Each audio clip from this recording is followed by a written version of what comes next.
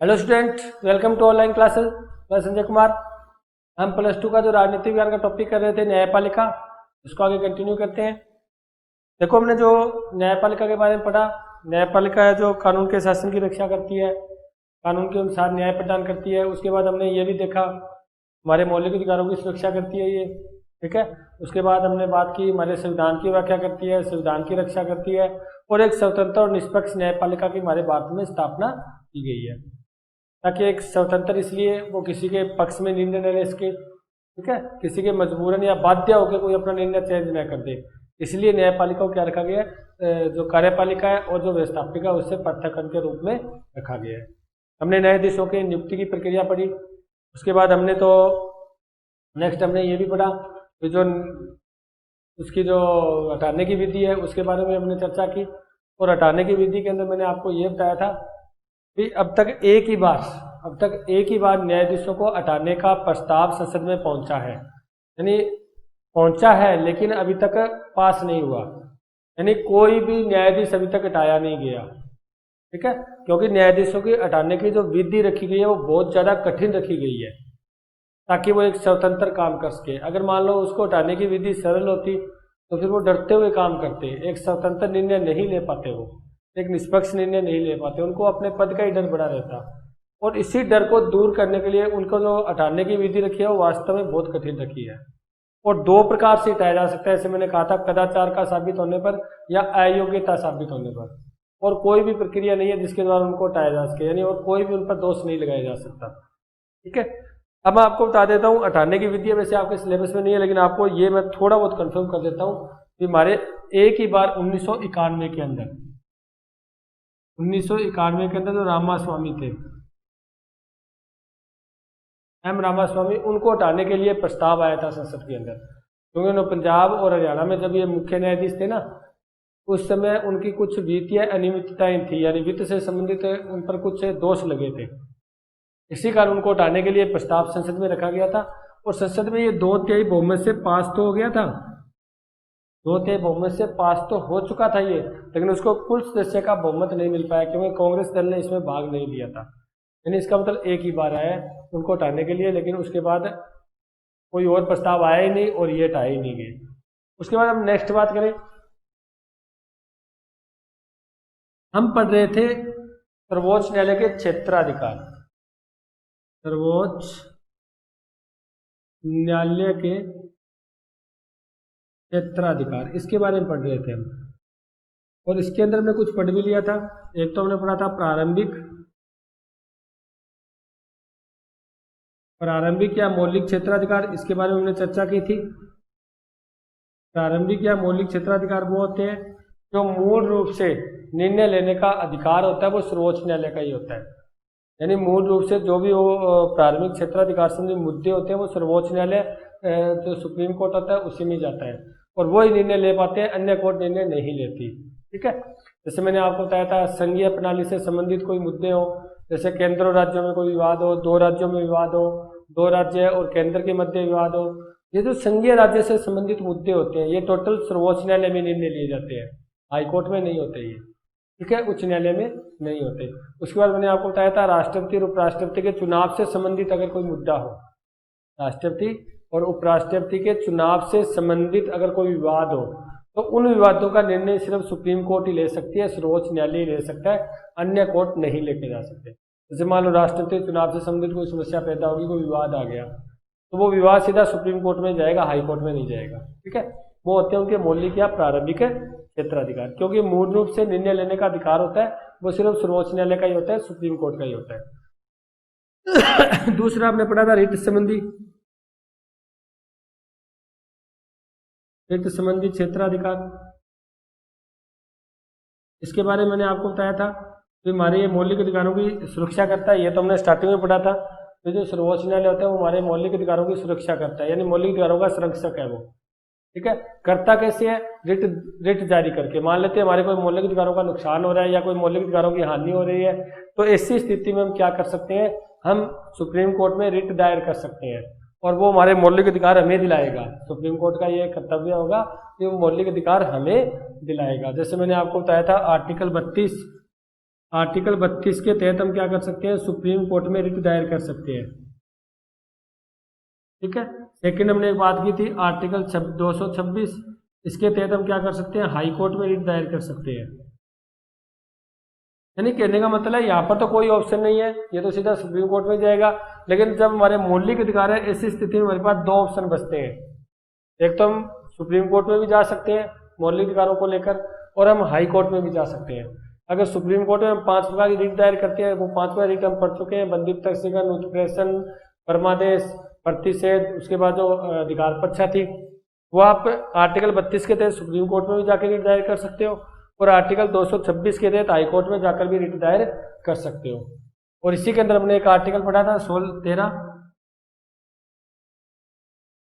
ये बताता है न्यायिक पुनरावलोकन को। वैसे ध्यान बता देता हूँ आपको, हमारे संविधान में कहीं भी न्यायिक पुनरावलोकन शब्द का यूज नहीं है, ध्यान रखना, कहीं भी न्यायिक पुनरावलोकन शब्द नहीं लिखा गया है।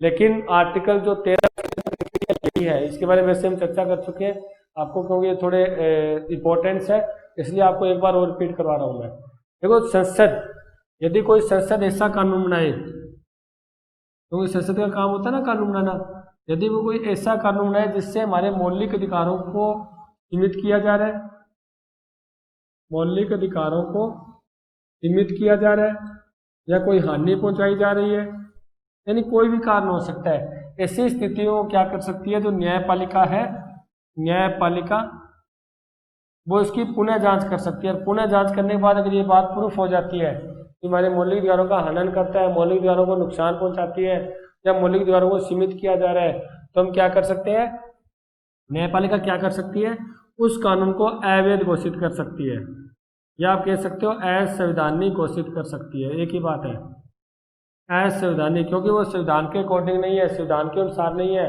क्योंकि संविधान में स्पष्ट रूप से लिखा गया है भाई हम मौलिक अधिकारों की सुरक्षा करती है, वो न्यायपालिका करती है, और मौलिक अधिकारों को नुकसान कोई नहीं कर सकता, संसद ऐसा कानून भी नहीं बना सकती जिससे मौलिक अधिकारों को नुकसान होते हैं, नुकसान हो रहे हो तो।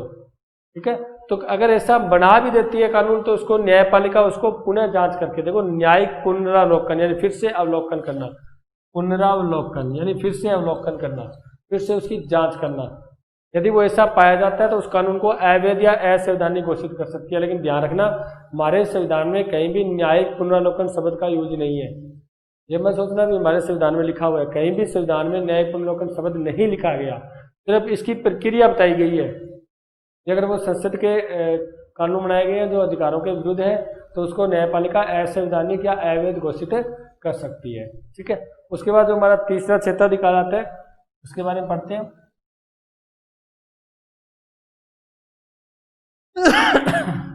तीसरा आपका क्षेत्राधिकार आता है अपीलीय क्षेत्राधिकार। अपीलीय क्षेत्राधिकार, देखो नाम से स्पष्ट हो रहा है अपीलीय क्षेत्राधिकार, क्योंकि हम पढ़ चुके हैं हमारे भारत की जो न्यायपालिका है वो एकीकृत न्यायपालिका, इस चीज को मैं बता चुका हूँ आपको। भारत में कौन सी न्यायपालिका की संरचना है, एकीकृत न्यायपालिका है, एकीकृत न्यायपालिका। इसमें क्या होता है, सबसे ऊपर सुप्रीम कोर्ट है, उसके नीचे हाई कोर्ट है, ये एक पिरामिड की तरह, हाई कोर्ट, सुप्रीम कोर्ट, उसके नीचे डिस्ट्रिक्ट कोर्ट, उसके नीचे जो अधीनस्थ कोर्ट होती है वो है। ठीक है, इसका मतलब इसकी अपील यहाँ की जा सकती है, इसकी अपील और इसकी अपील सुप्रीम कोर्ट में की जा सकती है, समझे ना। मान लो हाई कोर्ट ने कोई निर्णय लिया, हाई कोर्ट ने किसी को दंड दिया या कोई निर्णय लिया, उस निर्णय के विरुद्ध क्या किया जा सकता है, सुप्रीम कोर्ट में अपील की जा सकती है, अपील की जा सकती है। ये होता है इसका अपीलीय क्षेत्राधिकार।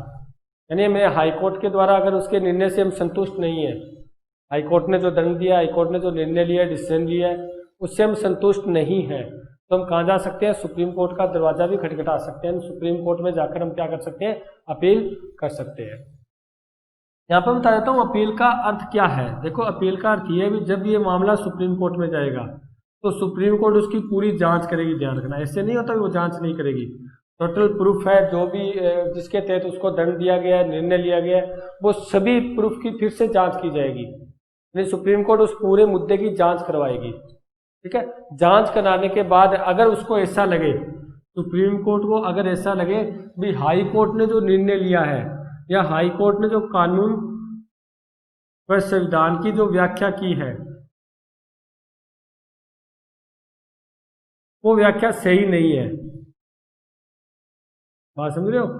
क्योंकि जो भी दंड दिया जाता है तो कानून के आधार पर ही दिया जाता है, संविधान में जो लिखित है उसके अनुसार ही तो दंड या निर्णय लिया जाता है। अगर सुप्रीम कोर्ट को ऐसा लगे भी हाई कोर्ट ने जो निर्णय लिया है, हाई कोर्ट ने जो दंड दिया है किसी व्यक्ति को, वो किसी कानून के अनुसार ही तो देगा, वो ऐसे थोड़ी देगा।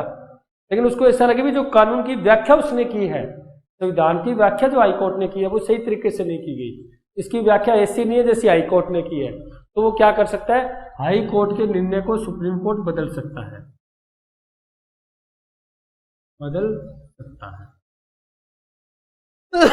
बात समझ रहे हो? भाई जब हाई कोर्ट ने मान लो कोई कानून के आधार पर दंड दिया है, कानून के आधार पर कोई डिसीजन लिया है, अगर सुप्रीम कोर्ट को ऐसा लगे भी ये जो डिसीजन उसने लिया है, निर्णय लिया है, वो कानून या संविधान के अनुसार नहीं है, या कानून या संविधान की व्याख्या वैसी नहीं थी जैसी हाई कोर्ट ने समझी है, तो सुप्रीम कोर्ट क्या कर सकता है, उसका निर्णय को चेंज कर सकता है, हाई कोर्ट के निर्णय को। अब यहाँ पर बात आती है अपील जाति कैसी है। देखो, अपील जब हाई कोर्ट को निर्णय लेता है, उस निर्णय को सुप्रीम कोर्ट में जब हम अपील करते हैं तो हाई कोर्ट हमें एक प्रमाण पत्र देता है, ध्यान रखना, प्रमाण पत्र हमें देता है अपील का, भी आप सुप्रीम कोर्ट में जा सकते हो। बात समझिए?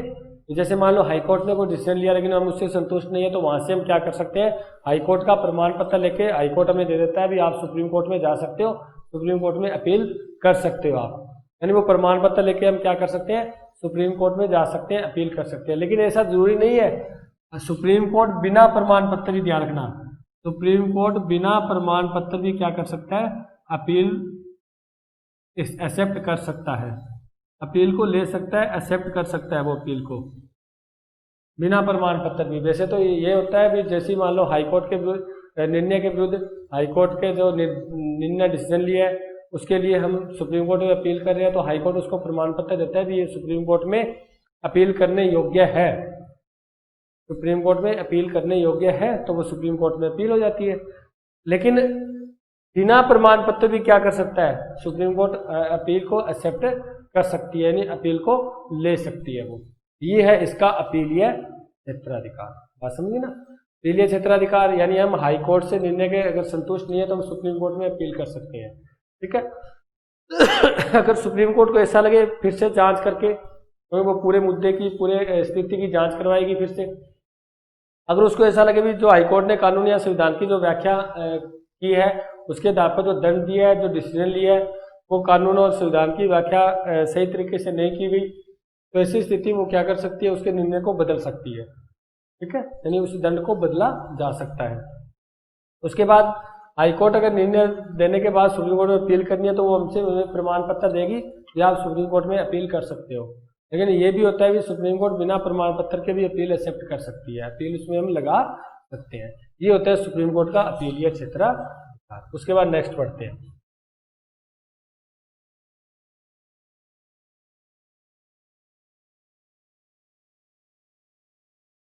उसके बाद नेक्स्ट आपका आता है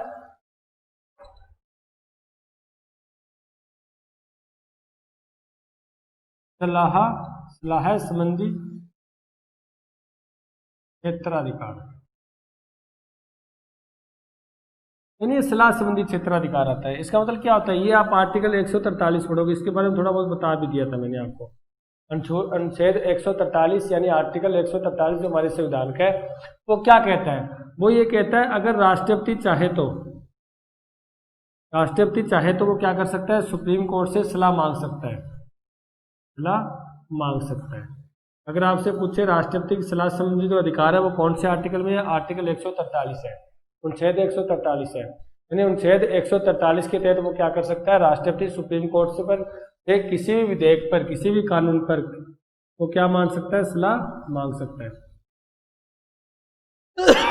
अब बात याद आती है भी ये जो सलाह दी जाती है, सलाह होती है, इसका मतलब अगर राष्ट्रपति उससे कोई सलाह मांगे तो सुप्रीम कोर्ट भी क्या कर सकती है, मना कर सकती है, सलाह देने से मना कर सकती है। दूसरी बात, जो सुप्रीम कोर्ट ने सलाह दी है उसे राष्ट्रपति मानने से भी मना कर सकता है, राष्ट्रपति मानने से मना कर सकता है। क्योंकि एक सलाह है, ये क्या है, एक सलाह है, और सलाह मान भी सकते हैं, कोई दबाव थोड़ी है, ऑर्डर थोड़ी है, ये कोई ऑर्डर थोड़ी है, ये तो सलाह है। और सलाह किसी से लेते हैं तो उसकी हम मान भी सकते हैं, नहीं भी मान सकते। तो ध्यान रखना भी, सुप्रीम कोर्ट से सलाह मांग सकता है वो राष्ट्रपति, किसी भी मुद्दे पर, किसी भी कानून विधेयक पर वो सलाह मांग सकता है। दूसरी बात ये है आर्टिकल 143 में। अब उस सलाह को सुप्रीम कोर्ट देने से, मान लो किसी मुद्दे पर राष्ट्रपति ने सुप्रीम कोर्ट से सलाह मांगी, इसके बारे में आप बताओ हमें, तो सुप्रीम कोर्ट मना भी कर सकती है, मैं तो सलाह नहीं दूंगी इस मुद्दे पर, नहीं देने वाले।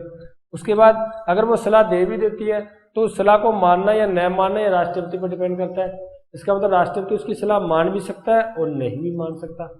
अब बात ये आती है, जब ऐसी स्थिति है भी जब सलाह मानी ही नहीं जाती और सुप्रीम कोर्ट मना भी कर देती है, तो ऐसी स्थिति में सलाह का फायदा क्या है, सलाह की क्या आवश्यकता है, सलाह की क्या आवश्यकता है। मेन बात आपके दिमाग में ये बात उठी होगी, सर जब राष्ट्रपति को सलाह दी जाती है, राष्ट्रपति मान भी सकता है, नहीं भी मान सकता। मान लो राष्ट्रपति ने मना कर दिया सलाह मानने से, या राष्ट्रपति ने पूछा, सुप्रीम कोर्ट ने मना कर दिया, फिर हमें सलाह का फायदा क्या हुआ। जब हमने सलाह भी मांगी और सुप्रीम कोर्ट ने हमें सलाह दे भी दी, लेकिन हम उस सलाह पर चल ही नहीं रहे, फिर सलाह का क्या आवश्यकता है, क्यों इसको रखा गया है संविधान में। ध्यान रखना, इससे कुछ फायदे भी हैं, वो बताने वाला हूं। पहली तो ये है कि जब कोई भी विधेयक लाया जाता है, कोई भी विधेयक, अगर उससे संबंधित पहले सुप्रीम कोर्ट से सलाह ले लेते हैं, हम सलाह ले लेते हैं, तो ऐसी स्थिति में ये विधेयक क्या हो जाता है, कंफर्म हो जाता है। क्यों? क्योंकि आपको पता है न्यायिक पुनरावलोकन के तहत जब संसद कानून बना देती है, उसके बाद उसके ऊपर क्या कर सकती है, न्यायपालिका अवैध घोषित कर सकती है उसको। हमें भी आर्टिकल 13 पढ़ के आए हैं। और ऐसी स्थिति में न्यायपालिका और संसद के बीच में कुछ न कुछ विवाद हो जाता है, उस विवाद से बचा जा सकता है, उस विवाद से बचा जा सकता है। आपने देखा होगा, आप घर वालों से सलाह ले लेते हो और वो डन कर देते हैं, उसके बाद जब काम करते हो अगर हमें कोई प्रकार नुकसान हो जाता है तो हम बोलते हैं ना, आपने तो बताया था। हम पापा से कोई बात करके अगर कोई काम करते हैं, उसके बाद मान लेते हैं वो काम से नहीं चलता या उसके अंदर कोई नुकसान हो जाता है, तो पापा हमें डांटते तो हम बोलते हैं ना, आपने तो, आपसे पूछा तो था मैंने, और पूछने के बाद ही तो ये काम किया है मैंने। तो ऐसी स्थिति में वो विवाद खत्म हो जाता है ना, ये स्थिति इसमें होती है कि जब राष्ट्रपति किसी विधेयक पर, किसी मुद्दे पर जब सर्वोच्च न्यायालय से, सुप्रीम कोर्ट से जब वो सलाह ले लेती है, लेने के बाद जो बाद के जो विवाद हैं, जो बाद के जो रुकावटें आती है, उससे मुक्ति मिल जाती है, यानी उस विवाद से क्या मिल जाता है, छुटकारा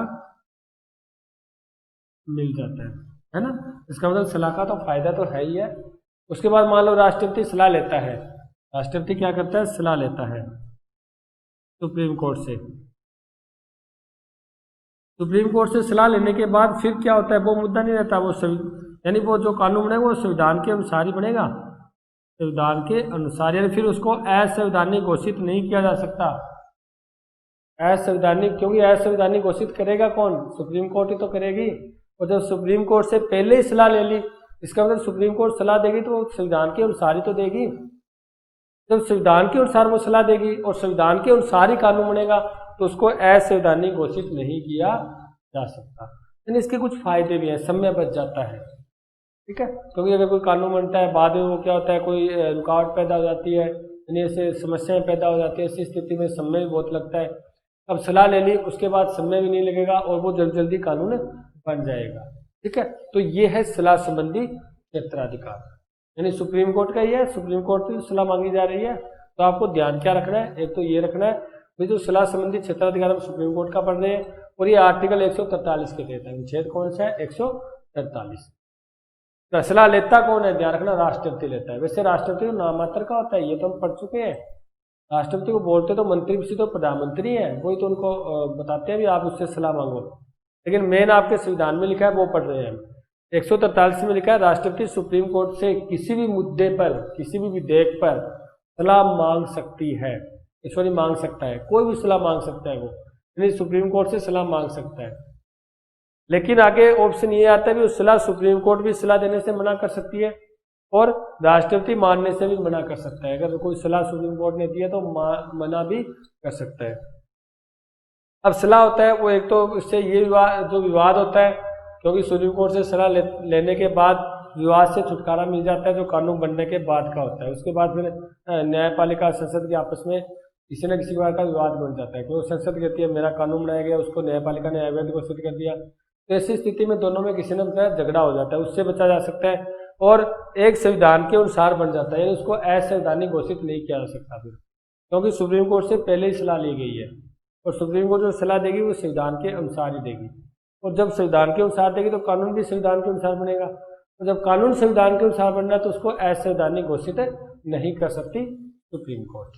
ठीक है, ये इसके सलाह संबंधी क्षेत्राधिकार है।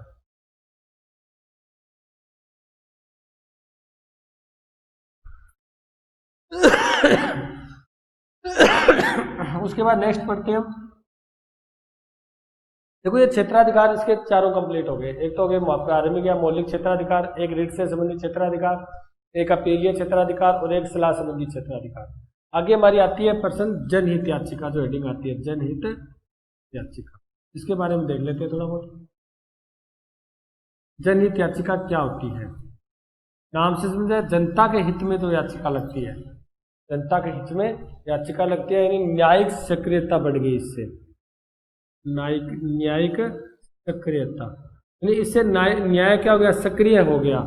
अब उस जिस व्यक्ति को न्याय नहीं मिल पाता था उस व्यक्ति को भी न्याय मिलना शुरू हो गया। हो सकता है मेरी ऐसी स्थिति हो, गरीब हूं मैं अगर मेरे साथ कोई अन्याय हुआ है तो मैं न्यायपालिका में नहीं पहुंच सकता, कोई मजबूरी हो सकती है मैं न्यायपालिका में नहीं पहुंच सकता। ऐसी स्थिति में मेरे को न्याय नहीं मिला ना, ठीक है। लेकिन ये जैसे ये जनहित याचिका शुरू हुई वैसे ही क्या हुआ, सभी लोगों को न्याय मिलना शुरू हो गया। तो वो कैसे मिलना हो गया वो पढ़ रहे हैं हम, जिसे हम बोलते हैं न्यायिक सक्रियता है, न्याय अधिक सक्रिय हो चुका है। अब गरीब से गरीब व्यक्ति को क्या मिल रहा है? न्याय मिल रहा है। मैं आपको एक बात बताता हूँ, अपने एक सन लेते हैं 1979 का सन, उसके बाद की बात और उससे पहले की बात, और उस सन में क्या हुआ था उसके बारे में पढ़ते हैं। देखो हम बढ़िया तरीके से पढ़ेंगे एक एक चीज को समझते हुए। 1979 से पहले क्या था? जिस व्यक्ति के साथ अन्याय हुआ है, जिस व्यक्ति के साथ अन्याय हुआ है, कोई व्यक्ति क्या जा सकता था? कोर्ट में जा सकता था। बस आगे बात, जैसे मान लो मेरे साथ कोई अन्याय हुआ है तो मैं अपना अन्याय का जो भी मुद्दा है उसको लेकर कोर्ट में जा सकता हूँ। अगर मैं नहीं जानने लायक, यानी मेरी स्थिति ऐसी नहीं है अभी मैं हाई कोर्ट सुप्रीम कोर्ट में जा पाऊँ, तो मेरे को कभी भी न्याय नहीं मिलेगा। क्यों नहीं मिलेगा? क्योंकि मैं ही जा सकता हूँ कोर्ट में और मैं जा नहीं रहा। कोई भी स्थिति हो सकती है, गरीबी है या कोई और कारण है, कोई दबाव बस नहीं जा रहा। यानी देखो 1979 से पहले यही स्थिति थी, जिसके साथ बुरा हुआ है वही कोर्ट में जाएगा, दरवाजा खटखटाएगा, तब जाके उसको न्याय मिलेगा। जो पहुंच गया उसको न्याय मिल गया, जो नहीं पहुंच पाया उसको नहीं मिला। ऐसी स्थिति में पूरे समाज को तो न्याय नहीं मिला ना। सभी पूरे समाज के अंदर व्यक्ति एक जैसे तो नहीं होते, सभी अमीर तो नहीं होते, सभी की पहुंच ऊपर तक तो नहीं होती, ठीक है। तो ऐसी स्थिति को 1979 में क्या हुआ इसको पढ़ते हैं हम। 1979 में बिहार के अंदर कुछ कैदी थे, उनके साथ बुरा व्यवहार हो रहा था, ठीक है। इससे संबंधित 1979 में एक याचिका लगी सुप्रीम कोर्ट में, यानी कोर्ट के अंदर जो न्यायालय था उसमें एक याचिका लगाई गई। ये खुद नहीं गए, देखो मैंने यहाँ क्या लिखा, मैंने लिखा भी जिसके साथ अन्याय हुआ है वही कोर्ट में जा सकता है, वही न्यायालय में जाकर फरियाद अपनी कर सकता है। जो पहुंच गया उसको न्याय मिल गया, जो नहीं पहुंच पाया उसको न्याय कभी नहीं मिलेगा। ऐसी स्थिति में क्या हुआ, 1979 के अंदर ये कैदियों के साथ बुरा व्यवहार होता था, ये खुद तो न्यायालय में जा नहीं पाए, उससे संबंधित एक याचिका न्यायालय में पहुंच गई, यानी किसी और ने लगाई थी वो याचिका, खुद कैदियों ने नहीं लगाई थी, किसी और ने लगाई थी। और किसी और के लगाने पर न्यायालय ने क्या किया, उस याचिका पर क्या दे दिया, न्याय दे दिया। देखो पहले तो खुद को जाना पड़ता था, अब किसी और के कहने पर किसी और ने याचिका लगा दी और उसको क्या कह दिया, न्याय दे दिया। तभी से क्या हुआ, जनहित याचिका की बाढ़ सी आ गई। अब बहुत से ऐसे समाज सेवी व्यक्ति हैं, समाज सेवी व्यक्ति, बहुत सी समाज सेवी संस्थाएं हैं जिन्होंने क्या कर दिया, याचिकाएं लगानी शुरू कर दी। अभी जो गरीब है, जो ऐसा है, या जो कोर्ट में नहीं पहुंच सकते, न्यायालय में नहीं जा सकते, उनकी याचिका कोई और लगाने लग गया। बहुत से समाज सेवी हमारे यहाँ पर व्यक्ति हैं, समाज की सेवा में लगे हैं। बहुत सी ऐसी संस्थाएं हैं जो समाज सेवी संस्थाएं हैं, वो क्या करते हैं, वो खुद तो जा नहीं पाते से मैं नहीं जा पाता, तो मेरी याचिका कोई समाज सेवी संस्था लगा रहा है, मेरा कोई दोस्त या कोई और जो मेरी जो समाज सेवी व्यक्ति है, वो मेरी याचिका कोर्ट तक पहुंचा रहा है और मेरे को न्याय मिल रहा है घर बैठे। मेरी ऐसी स्थिति नहीं थी मैं सुप्रीम कोर्ट पहुंच जाऊं, लेकिन मेरे लिए कोई और व्यक्ति सुप्रीम कोर्ट में याचिका लगा रहा है, तो सुप्रीम कोर्ट ने उस याचिका को एक्सेप्ट किया और उसके आधार पर लोगों को न्याय देना शुरू कर दिया। इसका मतलब न्यायिक सक्रियता बढ़ गई और इसके कारण क्या हो गया, जो जनहित याचिका है उसकी बाढ़ सी आ गई, यानी बहुत लोग अब अन्य लोगों की याचिका लेकर सुप्रीम कोर्ट में पहुंचने लगे। यहां तक तो ठीक है, लेकिन हुआ क्या, कुछ याचिकाएं सुप्रीम कोर्ट ने, कुछ ऐसी याचिकाएं जो अखबार थी, अखबार के अंदर जो छपी हुई खबर को लेकर भी याचिका एक्सेप्ट करने लगे। देखो, कोई व्यक्ति पहुंचा ही नहीं, न कोई समाज सेवी व्यक्ति या कोई समाज सेवी संस्था याचिका लेके गया, न वो खुद व्यक्ति गया, बल्कि अखबार में जो खबर छपती है उसको याचिका मानकर न्याय देना शुरू कर दिया न्यायपालिका ने। तो इसका मतलब न्यायिक सक्रियता बढ़ गई ना, अब सबको न्याय मिलने लग गया। और तो और डाक के द्वारा भी क्या करने लग गए, डाक के द्वारा भी याचिका सुप्रीम कोर्ट में न्यायालय में पहुंचाने लग गए। यानी डाक के द्वारा जो याचिका जो जाती है वो भी एक्सेप्ट कर सकती है सुप्रीम कोर्ट और उसके आधार पर न्याय दे सकती है। देखो, इतनी कुछ हो गई, जनहित याचिका लगने लग गई, अखबार के द्वारा भी सुप्रीम कोर्ट ने याचिका को एक्सेप्ट करना शुरू कर दिया, लोगों को न्याय देना शुरू कर दिया। डाक के द्वारा भी बहुत सी याचिकाएं सुप्रीम कोर्ट के पास पहुंचने लग गई, अखबार में न्यूज देखकर भी सुप्रीम कोर्ट उस याचिका के मानकर उसको न्याय देना शुरू कर दिया, जस्टिस देना शुरू कर दिया। इसके कारण सभी को न्याय मिलना शुरू हो गया। इसका मतलब न्यायिक सक्रियता क्या होगी, वर्तमान में बहुत ज्यादा हो चुकी है, तभी तो सभी को न्याय प्राप्त होने लग गया है। इसे बोलते हैं हम जनहित याचिका। ठीक है, एक बार थोड़ा बताता हूँ। जनहित याचिका, न्यायिक सक्रियता, 1979 से पहले न्याय उसी को मिलता था जो जिस व्यक्ति के साथ अन्याय हुआ है वही व्यक्ति कोर्ट में जा सकता था, अन्य व्यक्ति नहीं जा सकता था। अगर कोई व्यक्ति पहुंच गया तो उसको न्याय मिल गया। कई बार मेरी स्थिति का कोई और जो नहीं पहुंच पाता, या कोई और भी स्थिति हो सकती है, कुछ कारण हो सकते हैं, तो उसको न्याय नहीं मिल पाता था। तो उससे संबंधित 1979 में जो कैदियों ने संबंधित जो याचिका थी वो किसी और ने लगाई थी, सुप्रीम कोर्ट ने उसको एक्सेप्ट किया और उसको न्याय प्रदान कर दिया। उसके बाद 1979 के बाद की स्थिति तो पूरी बदल चुकी है। अब तो बहुत सी ऐसी संस्थाएं मिल गई, समाज सेवी संस्थाएं बन गई, बहुत से व्यक्ति है जो समाज सेवा में लगे हैं। उन्होंने गरीबों की जो ऐसा है, जो कमजोर है या किसी कारण न्यायालय में नहीं पहुंच पा रहे हैं, उनकी याचिका लेकर सुप्रीम कोर्ट, हाईकोर्ट में पहुंचने लग गए, न्यायालय में जाने लग गए वो। ठीक है, इससे ये क्या हो गई, एक बाढ़ से आ गई। और तो और अखबार के अंदर छपी खबरों को भी एक याचिका का रूप सुप्रीम कोर्ट मानकर न्याय देने लग गई। डाक के द्वारा याचिका थी, उसके द्वारा भी सुप्रीम कोर्ट ने निर्णय देना शुरू कर दिया। यानी न्यायिक सक्रियता देश में बहुत अधिक बढ़ चुकी है। अब सभी लोगों को, जिस व्यक्ति जो कोर्ट तक नहीं जा सकता, न्यायालय तक नहीं जा सकता, उसको भी न्याय मिलना शुरू हो चुका है। ये है भी जनहित याचिका। उसके बाद नेक्स्ट टॉपिक पढ़ते हैं।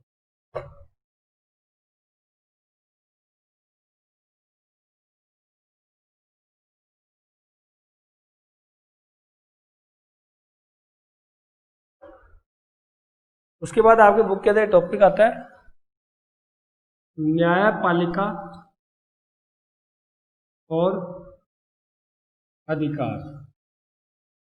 देखो, इसके बारे में वैसे हम बढ़िया तरीके से पढ़ चुके हैं, लेकिन एक बार और उसको हम रिपीट कर लेते हैं क्योंकि इम्पोर्टेंट बढ़िया टॉपिक है। आपके एक ये पूरी हेडिंग भी है अपने लेसन के अंदर, अपने बुक के अंदर पूरा सिलेबस दिया गया है इसका। तो न्यायपालिका और अधिकार, इसका क्या कनेक्शन है? हमने स्टार्टिंग में बात की थी, हमारे जो अधिकार है, जो मौलिक अधिकार है, उनकी सुरक्षा कौन करती है? न्यायपालिका। या उसका संरक्षक कौन है? आप आंसर दोगे जी, न्यायपालिका। अगर आपको सीधा प्रश्न पूछा जाए ना, हमारे मौलिक अधिकारों का संरक्षक किसको माना गया है या संविधान के साथ किसको उसका संरक्षक बनाया गया है, तो आप आंसर क्या दोगे? न्यायपालिका को बनाया गया है। इसका मतलब हमारे मौलिक अधिकारों को अगर मान लो कोई संरक्षक न होता, आपने को एक मैंने जब मौलिक अधिकार करवाए थे आपको, तब मैंने आपको आर्टिकल 32 करवाने की बात कही थी, और उसके अंदर मैंने आपको अंबेडकर का एक स्टेटमेंट दिया था। अंबेडकर, भीमराव अंबेडकर, डॉक्टर BR अंबेडकर, इसका एक स्टेटमेंट था आर्टिकल 32 पर, मैंने आपको बताया भी था। क्या कहा था? भी अम्बेडकर जी ने ये कहा था, अगर मेरे से ये पूछे भी पूरे संविधान के अंदर कौन सा आर्टिकल है जो सबसे ज्यादा महत्वपूर्ण है, तो क्या मेरा आंसर क्या होगा? आर्टिकल 32, यानी संवैधानिक उपचारों का अधिकार।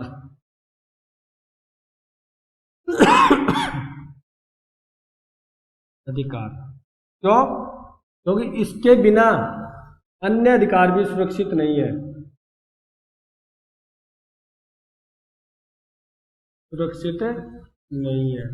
उन्होंने कहा था ठीक है, अधिकार तो हमें दे दिए गए मौलिक अधिकार, लेकिन उसकी सुरक्षा भी होनी चाहिए ना। तो मौलिक अधिकार मिल ही गए और उसको सुरक्षा करने की कोई हमें संस्था ही नहीं दी गई, फिर तो मौलिक अधिकार कोई व्यक्ति, कोई संस्था, राज्य, जो व्यवस्थापिका है, कार्यपालिका है, वो कभी हमसे छीन सकती है, कभी मौलिक अधिकारों का हनन कर सकती है। तो इसी कारण ये क्या है? सबसे ज्यादा महत्वपूर्ण अधिकार है। सबसे ज्यादा क्या है? महत्वपूर्ण अधिकार है। जितने भी हमारे आर्टिकल दिए गए हैं, जितने भी जो बात कही गई है संविधान में, वो सबसे ज्यादा महत्वपूर्ण यही है। इसी कारण अम्बेडकर ने आर्टिकल 32 को क्या कहा था? संविधान का हृदय, संविधान का हृदय या आत्मा कहा था। इस चीज को मैं आपको बता चुका हूं। मैंने आपको कहा था कि संविधान का हृदय या आत्मा, अगर किसी आपसे ये पूछे कोई व्यक्ति का नाम लेकर, जैसे मैं प्रश्न पूछूं डॉक्टर BR अंबेडकर के अनुसार संविधान का हृदय आत्मा कौन है, तो आप आंसर दोगे आर्टिकल 32। अगर आपसे मैं सीधा प्रश्न पूछूं भारतीय संविधान की आत्मा, फिर आप आंसर दोगे प्रस्तावना। इस चीज को हम पढ़ चुके हैं। अगर आपसे सीधा क्वेश्चन पूछा जाए भारतीय संविधान की आत्मा कौन है, तो आप आंसर दोगे हमारी प्रस्तावना, वो भारतीय जो संविधान है उसकी आत्मा है। अगर आपसे पूछे भीमराव अंबेडकर ने किसे संविधान की आत्मा कहा है, फिर आप आंसर दोगे आर्टिकल 32, यानी संवैधानिक उपचारों का अधिकार। यही है जो हमारे अधिकारों की क्या करता है? रक्षा करता है। इस चीज को हम पढ़ चुके हैं। आर्टिकल 32 भी पढ़ चुके हैं जो सुप्रीम कोर्ट में है, आर्टिकल 226 पढ़ चुके हैं जो हाई कोर्ट में है। इसके तहत क्या कर सकते हैं? हम 5 प्रकार की रिट दायर कर सकते हैं यदि हमारे मौलिक अधिकारों को कोई नुकसान होता है, हानि होती है, उसका अतिक्रमण होता है। उसके बाद एक आर्टिकल 13 था, उसको भी हम पढ़ चुके हैं, और इसके बारे में आपको फिर एक बार बताता हूँ। आर्टिकल 13 में न्यायिक पुनरावलोकन है, जो अमेरिका के संविधान से प्रेरित है, लेकिन इसका संविधान में कहीं भी उल्लेख नहीं है। न्यायिक पुनरावलोकन शब्द आपसे पूछे, संविधान में कहीं पर भी नहीं लिखा गया, भारत के अंदर। अमेरिका में है, भारत में नहीं लिखा गया। लेकिन आर्टिकल 13 इसी प्रक्रिया को बताता है कि कोई संसद ऐसा कानून बनाए जिससे हमारे मौलिक अधिकारों का अतिक्रमण हो रहा हो, मौलिक अधिकारों को किसी प्रकार की हानि हो रही हो, तो ऐसी स्थिति में उस संसद क्या कर सकती है? उस कानून को अवैध या असंवैधानिक घोषित कर सकती है, असंवैधानिक घोषित कर सकती है। इसका मतलब हमारे मौलिक अधिकारों से जो स्पष्ट रूप से जुड़ा हुआ है वो कौन है? हमारी न्यायपालिका जुड़ी हुई है। और मौलिक अधिकारों की सुरक्षा भी कौन करती है? न्यायपालिका। संरक्षक कौन करती है? न्यायपालिका। ये है आपका न्यायपालिका और अधिकार, यानी न्यायपालिका का अधिकार से साथ ये संबंध जो बता चुका हूँ आपको मैं। सुरक्षा संरक्षक है, संविधान का हृदय आत्मा कहा था आर्टिकल 32 को अम्बेडकर ने। Article 32 supreme court, article 226 high court के अंदर रिट दायर की जा सकती है। उसके बाद संवैधानिक उपचारों का अधिकार है, उसी कारण हमारे अन्य अधिकारों की सुरक्षा होती है। उसके बाद हमने पढ़ा आर्टिकल 13, तो संसद कोई ऐसा कानून बनाए जिससे हमारे मौलिक अधिकारों को सीमित किया जा रहा है या मौलिक अधिकारों का अतिक्रमण किया जा रहा है। ऐसी स्थिति में न्यायपालिका इससे उसका फिर से अवलोकन करती है, उसकी फिर से जांच करती है। इसी कारण उसको बोलते हैं न्यायिक पुनरावलोकन, यानी न्याय के लिए फिर से अवलोकन करना। अवलोकन होता है जांच करना, न्याय देने के लिए जनता को फिर से जांच करना। और न्याय देने का काम किसका होता है? न्यायपालिका का। तो न्यायपालिका उसको न्यायिक पुनरावलोकन करके उसको अगर वो लगता है कि वो संविधान अधिकार के अनुसार कानून नहीं है, जो कानून बना है, जो निर्णय लिया गया है वो संविधान के अनुसार नहीं है, तो उसको वो असंवैधानिक घोषित कर सकती है या अवैध घोषित कर सकती है। ये है न्यायपालिका का अधिकार। और नेक्स्ट हम जो पढ़ेंगे, नेक्स्ट क्लास में वो पढ़ेंगे हमारी जो न्यायपालिका और संसद के साथ कैसा संबंध है। इस क्लास में इतना ही। Thank you.